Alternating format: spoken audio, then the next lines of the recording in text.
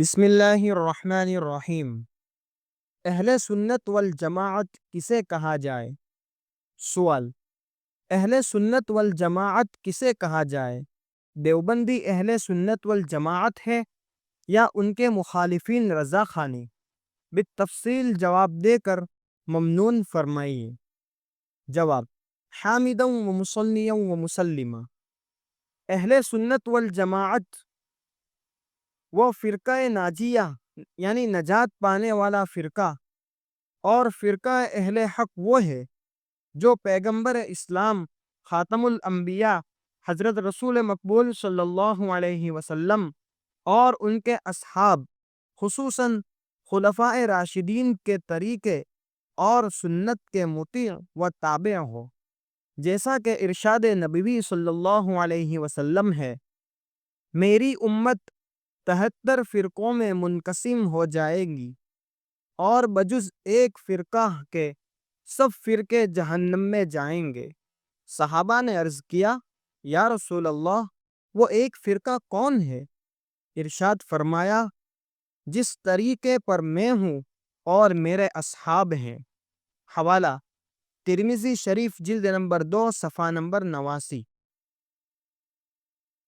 کلہم فی النار کے معنی یہ ہے کہ بدعقیدی کی بنیاد پر جہنم میں جائیں گے، پھر جن کا عقیدہ حد کفر تک نہیں پہنچا ہوگا وہ اپنی سزا بھگت کر دوزخ سے نکل کر جنت میں داخل ہوں گے۔ حوالہ: مکتوبات امام ربانی صفحہ نمبر 370 اور کتاب التوضیح والتلویح میں ہے: سواد اعظم سے اہل سنت والجماعت مراد ہیں جن کا طریقہ وہ ہیں جو آپ صلی اللہ علیہ وسلم اور آپ صلی اللہ علیہ وسلم کے اصحاب کا طریقہ تھا۔ اہل بدعت ان میں سے خارج ہیں۔ حوالہ: توضیح والتلویح صفحہ نمبر 350۔ اور حضرت شیخ احمد روی رحمۃ اللہ علیہ فرماتے ہیں: لأن المراد بالأمة المطلقة أهل السنة والجماعة وهم الذين طريقهم طريق النبي صلى الله عليه وسلم وأصحابه دون أهل البدع۔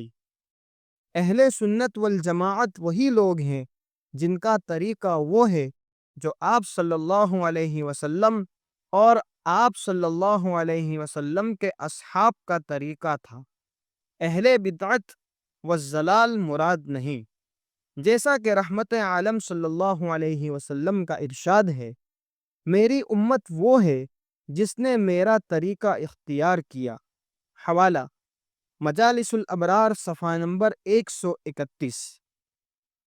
حضرت امام ربانی مجدد الفیضانی رحمۃ اللہ علیہ فرماتے ہیں: وہ شک اور اس بات میں ذرا بھی شک نہیں کہ یہ فرقہ جس نے آپ صلی اللہ علیہ وسلم کے اصحاب کی اتباع ضروری ٹھہرائی وہی اہل سنت والجماعت ہے۔ خدا پاک ان کی مساعی کو مشکور فرمائے۔ حوالہ: مکتوبات امام ربانی جلد نمبر 1 صفحہ نمبر 102 مکتوب نمبر 80۔ حضرت غوث اعظم شاہ عبد القادر جیلانی رحمۃ اللہ علیہ فرماتے ہیں کہ مومن بندے پر لازم ہے کہ اہل سنت والجماعت کی اتباع کرے۔ سنت وہ طریقہ ہے جس پر آقا صلی اللہ علیہ وسلم عمل کرتے تھے، اور جماعت یہ ہے کہ جس پر خلفائے راشدین رضی اللہ عنہم نے اپنے زمانہ خلافت میں اتفاق کیا، اور یہ اصحاب سیدھی راہ بتلانے والے تھے اور ان کو بھی سیدھی راہ بتلائی گئی تھی۔ ان سب پر اللہ کی رحمت ہو۔ اور جن کا عمل خلاف سنت ہے اور سنت کے خلاف اپنے آبا و اجداد کی رسم و رواج کے پابند ہیں اور ان کو اسلامی اعمال اور نیکی کے کام اور دین کے کام سمجھ کر رہے ہیں، تعزیہ داری، دھوم دھام سے عرس و سندل اور قبروں کے سامنے سجدے اور مزاروں کا طواف اور غیر اللہ کی نظر و نیاز وغیرہ بدعت کرنے والے اور ان کو ترقی دینے والے ہیں۔ ان پر اہل سنت والجماعت کی تعریف یعنی ڈیفینیشن چسپا یعنی فٹ نہیں ہوتی، جیسا کہ حضرت غوث اعظم فرماتے ہیں کہ اہل بدعت نے اہل سنت کا جو لقب ظاہر کیا ہے یہ ان کے نام کے ساتھ مناسب نہیں، جیسا کہ کفار نے نبی صلی اللہ علیہ وسلم کا نام ساحر یعنی جادوگر، دیوانہ، آصف زدہ اور کاہن یعنی جوتشی رکھا تھا۔ معاذ اللہ، یہ سب نام نبی صلی اللہ علیہ وسلم کی صفات کے ساتھ بالکل چسپاں نہ تھے۔ اسی طرح اہل بدعت پر اہل سنت کا لقب صادق نہیں آتا۔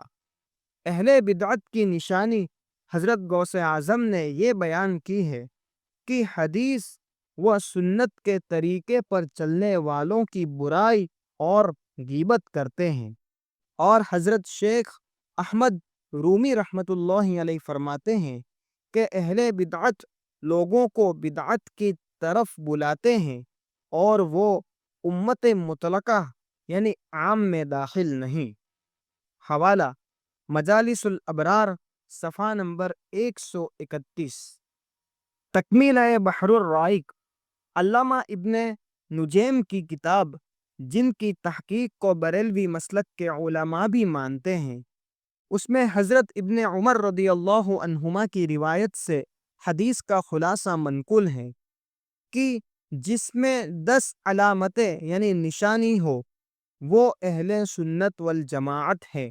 وہ 10 علامتیں یہ ہیں: نمبر 1، 5 وقت کی نماز با جماعت پڑھنا۔ نمبر 2، صحابہ میں سے کسی کا ذکر برائی کے ساتھ نہ کرے، نہ کسی میں عیب نکالے۔ نمبر 3، مسلمان بادشاہ کے خلاف تلوار نہ اٹھائے، یعنی اس سے بغاوت نہ کرے، یعنی اسے کافر نہ کہے۔ نمبر 4، اپنے ایمان میں شک نہ کرے، اپنے کو وثوق یعنی یقین سے مومن اور مسلمان کہے، فرقہ بندی نہ کرے۔ نمبر 5، بھلی اور بری تقدیر میں ایمان رکھتا ہو کہ جو کچھ ہے خدا پاک کی طرف سے ہے۔ نمبر 6، خدا کے دین میں جھگڑے نہ کرے، یعنی بلا دلیل بحث نہ کرے اور فلسفہ نہ بگیڑے۔ نمبر 7، کسی گناہ کی وجہ سے اہل توحید یعنی اللہ کو ایک ماننے والے مسلمان کو کافر نہ کہے۔ نوٹ: مطلب یہ ہے کہ 72 فرقے سب اہل توحید و اہل قبلہ ہیں، لہٰذا ان کی تکفیر یعنی ان کو کافر کہنے کی ہمت نہ کرے جب تک کہ کسی فرقے کے متعلق یہ یقینی طور پر ثابت نہ ہو جائے کہ وہ ضروریات دین اور کسی ایسی بات کا انکار کرنے والے ہیں جو کھلے طور پر اسلام کی بات مانی جاتی ہے، اور جب تک یہ ثابت نہ ہو جائے کہ وہ احکام شرعیہ یعنی جو بات حضور صلی اللہ علیہ وسلم کے زمانے سے آج تک لگاتار ثابت ہو، ان کو مانتا ہو، ان کو غیر ثابت اور غیر یقینی نہیں کہتا ہے، اس کو کافر نہ کہے۔ فقہا نے فرمایا کہ اگر 99 احتمالات یعنی چانسز کفر کے ہوں اور ایک احتمال اسلام کا موجود ہو تو اس کے احتمال کی وجہ سے کفر کا حکم نہ لگایا جائے۔ حوالہ مکتوبات امام ربانی جلد نمبر 3 صفحہ نمبر 70، مکتوب نمبر 38۔ نمبر 8، اہل قبلہ یعنی قبلے کی طرف نماز پڑھنے والا مسلمان میں سے جو مرے اس کی نماز جنازہ نہ چھوڑتا ہو۔ نمبر 9، سفر و حضر یعنی سفر کی حالت میں اور مقیم ہونے کی حالت میں چمڑے کے موضوع پر مسح کرنے کا قائل یعنی مانتا ہو۔ نمبر 10، ہر نیک اور گنہگار کے پیچھے نماز کو جائز سمجھتا ہو۔ حوالہ فتاوی رحیمیہ جلد نمبر 2 صفحہ نمبر 56۔ واللہ اعلم بالصواب۔ اس مسئلے کے علاوہ اگر کوئی اور مسئلہ جاننا چاہتے ہیں تو ہمیں کومنٹ باکس میں ضرور بتائیں۔ اس جیسے مسائل کو حاصل کرنے کے لیے ہمارے اس چینل کو سبسکرائب کریں اور زیادہ سے زیادہ لوگوں کو شیئر کریں۔ السلام علیکم ورحمۃ اللہ وبرکاتہ۔